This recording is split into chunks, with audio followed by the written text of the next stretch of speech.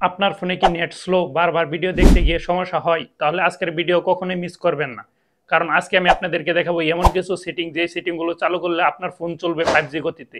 Net slow হওয়ার আসল কারণ হলো আমাদের ফোনে এমন কিছু গোপন সেটিং আছে, যে সেটিংগুলো আমরা ভুলবশত চালু অথবা বন্ধ করি।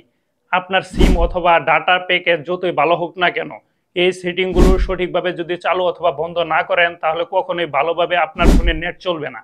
তো প্রথমে আপনার ফোনে যদি কোনো প্রকার ভিপিএন চালু থাকে, আপনার কাজ হলো প্রথমে এই ভিপিএনটা অফ করা। কারণ যদি আপনার ফোনে ভিপিএন থাকে, তাহলে কিন্তু আপনার ফোনে কখনোই পূর্ণ নেট পাবে না। এবং পরবর্তী কাজটা হলো আপনার ফোনে যে এরোপ্লেন মোড আছে, এই মোডটা একবার চালু করে অফ করা।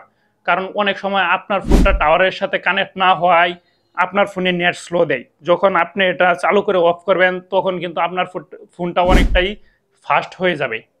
এবং পরবর্তী সেটিংটা চালু করার জন্য প্রথমে আপনার ফোনে যে ডাটা অপশনটা আছে, এই অপশনে ক্লিক করে ধরবেন।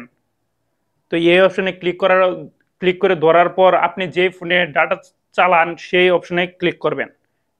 তো সেই অপশনে ক্লিক করার পর এখানে যে লেখা আছে যে 3G এবং 4G, এখানে যদি আপনার 3G থাকে তাহলে এখানে 4G সিলেক্ট করে নেবেন।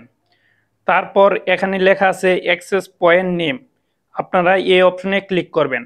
তো এই অপশনে ক্লিক করার পর এখানে লেখা দেখতে পাচ্ছেন যে প্লাস চিহ্ন, এই অপশনে ক্লিক করবেন। তারপর এখানে লেখা আছে নেম, এখানে আপনার যে সিম আছে সেই সিম লিখে ইন্টারনেট লিখবেন। তো আমার যেহেতু রবি সিম, তাই আমি এখানে রবি ইন্টারনেট লিখতেছি। তো রবি ইন্টারনেট লেখার পর এখানে লেখা আছে এপিএন, তো এই অপশনে আপনারা রবি ইন্টারনেট লিখে এখানে ডান অপশনে ক্লিক করবেন। তো তারপর দেখতে পারবেন আপনার ফোন কিন্তু অনেকটাই ফাস্ট ইন্টারনেট চলবে। তো এই ভিডিওটা যদি ভালো লাগে তাহলে অবশ্যই লাইক, কমেন্ট, সাবস্ক্রাইব করে আমার পাশে থাকবেন এরকম আরো নতুন নতুন ভিডিও পেতে। আল্লাহ হাফেজ।